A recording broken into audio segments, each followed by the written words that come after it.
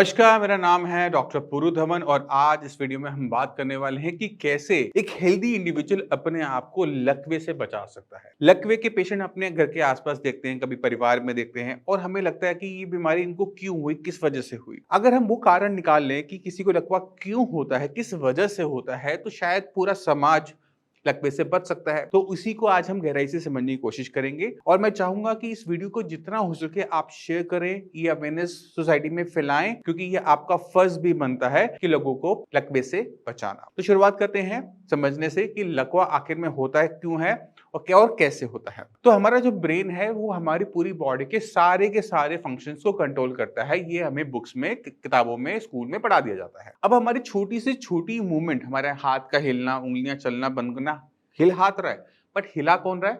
Brain. अब अगर आपके ब्रेन के अंदर किसी भी टाइप का नुकसान होगा तो ब्रेन का वो हिस्सा, वो जो काम करता था, वो नहीं कर पाएगा। अगर मेरे ब्रेन के अंदर लेफ्ट साइड कोई दिक्कत होती है तो मेरे राइट साइड के जो हाथ पैर में मेरे को जो दिक्कत देखने को मिलेगी, क्योंकि ब्रेन के अंदर क्या होता है कि लेफ्ट साइड का ब्रेन राइट साइड की बॉडी को कंट्रोल करता है और राइट साइड का ब्रेन लेफ्ट साइड की बॉडी को कंट्रोल करता है। तो अब सवाल ये उठता है कि ब्रेन के अंदर ऐसा क्या नुकसान हो सकता है, उसको कैसे दिक्कत हो सकती है, क्योंकि हमारा ब्रेन तो एक हड्डी के ढांचे के अंदर है, स्कल के अंदर है, तो उसको वहां तक नुकसान कैसे जा सकता है? ये नुकसान एक ही तरीके से हो सकता है जब वो अंदर से हो। अब आप सोचो कि आपके ब्रेन के अंदर इतना बड़ा ब्रेन है, उसे एक ब्लड सप्लाई जा रही होगी, उस ब्लड सप्लाई के साथ क्या जाता है? खाना जाता है, ऑक्सीजन जाती है। अगर किसी तरीके से ब्लड ऑक्सीजन रुक जाए, ऑक्सीजन जाना बंद कर दे, ब्लड जाना रुक जाए, तो क्या होगा? ब्रेन का वो हिस्सा जहां वो ब्लड जाता था उतने ही एरिया में नुकसान होगा, क्योंकि बाकी जगह तो ब्लड सप्लाई कहीं ना कहीं से आ रही है पर उसको नहीं मिल पा रही। तो अब ब्लड सप्लाई में किस तरह से रुकावट पैदा हो सकती है? जो वेसल्स हैं जो ब्लड लेके जा रही हैं उसमें किसी टाइप का क्लॉट आ जाए तो क्या होगा?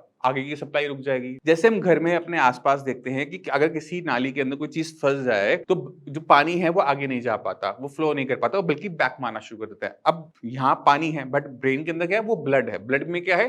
ऑक्सीजन है। अगर वो नहीं पहुंचेगी तो ब्रेन का एक हिस्सा ऑक्सीजन के बिना मर जाएगा, वो जिंदा नहीं रख सकता। और ऑक्सीजन हमारे जिंदा रहने के लिए बहुत जरूरी है, ये हम सब जानते हैं। तो क्लॉट की वजह से दिक्कत आ रही है, बट ये क्लॉट बन क्यों रहा है इसको भी जानना जरूरी है। अगर किसी इंसान के अंदर, किसी बॉडी के अंदर कोलेस्ट्रॉल की मात्रा ज्यादा है और पेशेंट डायबिटिक है, शुगर रहती है, तो अगर ये दोनों चीजें आपस में आ जाए ना, तो होता क्या है कि ब्लड के अंदर क्लॉट बनाने की जो टेंडेंसी है वो बहुत ज्यादा बढ़ जाती है। अगर वो क्लॉट बना है, वो ब्रेन में जाएगा तो ब्रेन स्ट्रोक करेगा, अगर वो हार्ट में जाएगा तो हार्ट का स्ट्रोक दे देगा। तो आपको ध्यान रखना है कि आपने बॉडी के अंदर क्लॉट फॉर्मेशन वाली कोई भी चीज नहीं लेके जानी। आपने आपको अपने डायबिटीज से बचाना है, आपने अपने आपको कोलेस्ट्रॉल से बचाना है। आपको क्या ध्यान देना है? आपको अपने खाने पीने पर ध्यान देना है। खाने पीने के अंदर हम जो रिफाइंड शुगर या फिर रिफाइंड ऑयल बहुत ज्यादा यूज करते हैं, इनको अवॉइड करना चाहिए, क्योंकि इनसे शुगर भी होती है और इनसे कोलेस्ट्रॉल भी होता है। जो हम डाइट में सबसे कम लेना शुरू किया है, जो खाना पीना हमारा बदला है, वो है कि हमने जो फाइबर का इंटेक है, फ्रूट्स का, वेजिटेबल्स का, वो बहुत कम कर दिया है। और खाने में क्या बढ़ गया है? तली हुई चीजें ज्यादा बढ़ गई हैं, ब्रेड बहुत ज्यादा बढ़ गई है, हम कोलेस्ट्रॉल वाली चीजें ज्यादा खाते हैं, पाम ऑयल ज्यादा हम इंटेक करने लगे हैं, क्योंकि वो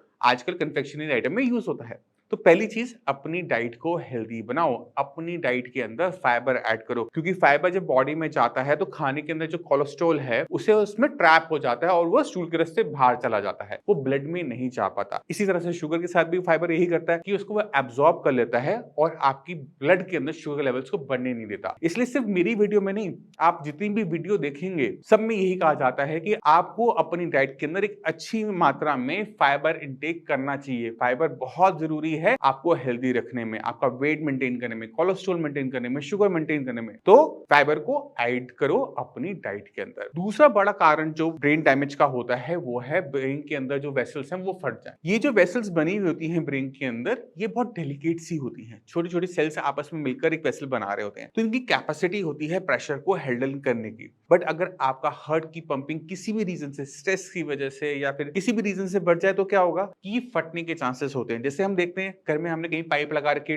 जॉइंट लगा रखा है, प्रेशर बहुत ज्यादा आ रहा है तो पाइपें फट जाती हैं। ऐसा हमारी बॉडी के साथ भी हो सकता है। हमने अपना ब्लड प्रेशर हर कीमत पे, मैं दोबारा बोलूंगा, हर कीमत में कंट्रोल में रखना होता है। आपका जो नॉर्मल ब्लड प्रेशर है वो होता है 120/80। ये जो नीचे वाला 80 है ना, इस पे ध्यान लगाना कि ये ना बढ़े। अगर ये बढ़ना शुरू कर देता है तो ये हमारे लिए दिक्कत का होता है। आपको अगर लकवा नहीं होगा, पैरालिसिस नहीं होगा तो कोई और बीमारी हो सकती है, किडनी फेलियर भी हो सकता है। तो इस ब्लड प्रेशर को कंट्रोल में रखना बहुत ज्यादा जरूरी होता है। जो लोग मेडिसिन ले रहे हैं बीपी की, वो बीपी की मेडिसिन खाते रहते हैं क्योंकि डॉक्टर ने लिखा था, डॉक्टर ने आइडेंटिफाई किया था, घर पे मशीन नहीं होती और वो रेगुलर चेकअप भी नहीं करते। तो मेरे उनसे रिक्वेस्ट है कि आज की डेट में मार्केट में ना बीपी की मशीन बहुत इजीली अवेलेबल है, एक मशीन घर पे ले आओ और जिस भी दिन आपकी छुट्टी होती है ना, उस दिन पूरी फैमिली का बैठ के आराम से एक बार बीपी चेक कर लिया करो। तो वो फैमिली टाइम होगा और वो हेल्थ टाइम भी होगा। अपनी बॉडी को एग्जामिन करो कि जो मेडिसिन आप खा रहे हो ना, क्या आपकी बॉडी वो पूरा काम कर पा रही है, क्या आपका बीपी मैनेज कर पा रही है। और मेडिसिन खाने से पहले बीपी चेक करो, मेडिसिन खाने के बाद नहीं, क्योंकि मेडिसिन खाने के 3-4 घंटे बीपी ठीक रहता है, ये हम सब जानते हैं। अगर मेडिसिन खाने से पहले आपका बीपी बढ़ रहा है ना, तो मतलब मेडिसिन में कोई ना कोई कमी रह रही है, क्योंकि बीपी तो हमें 24 घंटे 365 दिन कंट्रोल में करना है ना। अगर बीपी रात को बढ़ रहा है तो रात को स्ट्रोक पड़ सकता है। तो हमने अपने बीपी को इस तरह से मैनेज करना होता है। अब जैसे हमने पहले बात की थी कोलेस्ट्रॉल और डायबिटीज के बारे में, तो हमने कहा था कि ये आपस में साथ होगा तो दिक्कत होगी। बट मैं यहाँ पर एक चीज और क्लियर करना चाहता हूँ कि अगर आपको सिर्फ कोलेस्ट्रॉल की भी दिक्कत है ना, तो भी क्लॉट बन सकता है।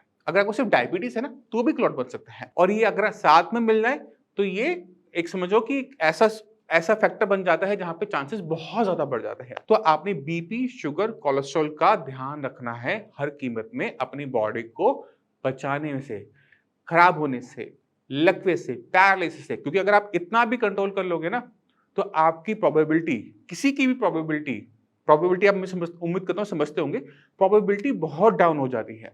मैं ये नहीं कहता कि खत्म हो जाती, क्योंकि कुछ फैक्टर ऐसे होते हैं जिसपे हमारा बस नहीं चलता। बट कोलेस्ट्रॉल हो, शुगर हो, डायबिटीज हो, इस पे तो हमारे इंसानों का कंट्रोल चलता है। मेडिसिन है, डाइट है, एक्सरसाइज है, कुछ भी करो, बट इन तीनों चीजों को हर कीमत में कंट्रोल में रखो। और साल में एक बार अपना फुल बॉडी चेकअप करवाओ, क्योंकि ये आपको पहले ही आइडिया दे देगा कि आपकी बॉडी के साथ कुछ गलत हो सकता है होने से पहले। अब आपके ऊपर डिपेंड करता है कि उस रिपोर्ट को देखकर आपने घबराना है, आपने मेडिसिन लेनी है और आपने अपने लाइफस्टाइल में चेंजेस लेकर आने हैं। तो मैं प्रेफर करता हूं कि पहले आप लाइफस्टाइल चेंजेस लेकर आओ, अपने खाने को देखो, अपनी लाइफस्टाइल को देखो। आप खुद से पूछो, क्या मैं जो खाना खा रहा हूं वो मेरे लिए हेल्दी है? क्या मैं जिस तरह से जी रहा हूं, क्या वो मेरे लिए हेल्दी है? अगर अंदर से आवाज आए ना आप गलत कर रहे हो, तो उसको बदलो, उसको कंटिन्यू मत करो। जहां आपको लगता है ना कि आप गलत हो, तो अंदर से जो आवाज आती है ना, मैक्सिमम टाइम सही होती है। हम उसे दबा देते हैं, अरे नहीं ठीक है कोई बात नहीं, अरे उसने क्या बोला था। ऐसी गलतियां मत करो। एक और चीज मैं आपको बताने वाला हूं,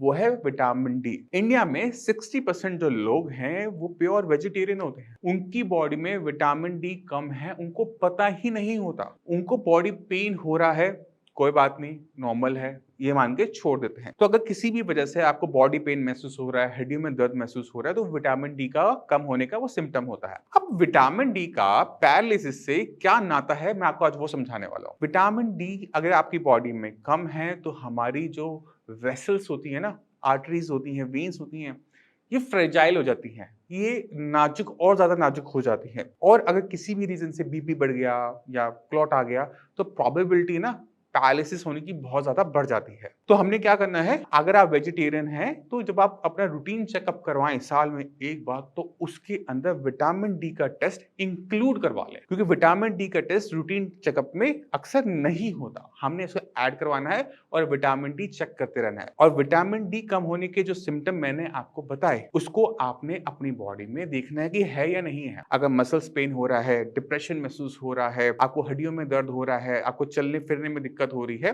तो वो हो सकता है कि विटामिन डी की कमी की वजह से हो रहा है। विटामिन डी के सप्लीमेंट्स लो, अपनी डाइट के अंदर वो चीजें ऐड करो जिनके अंदर विटामिन डी ज्यादा है, जैसे मशरूम्स हो गए, दूध की आइटम ज्यादा हो गई, उनको ऐड करो, जिससे आपका विटामिन डी ठीक मात्रा में बना रहे। तो इससे क्या होगा, आपकी बॉडी ज्यादा हेल्दी रहेगी।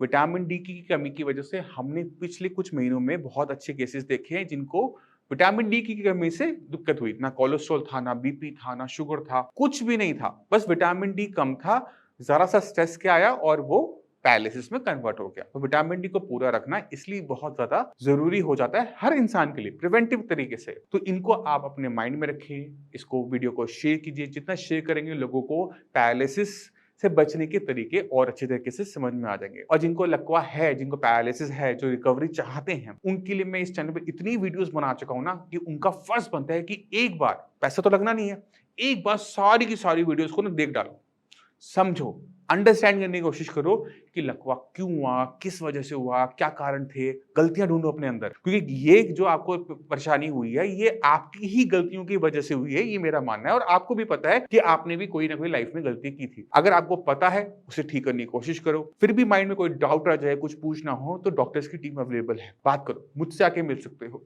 अब मैं इसी के साथ आप सभी से चलने की आज्ञा चाहूंगा। मिलते हैं अगली वीडियो में, तब तक के लिए नमस्कार।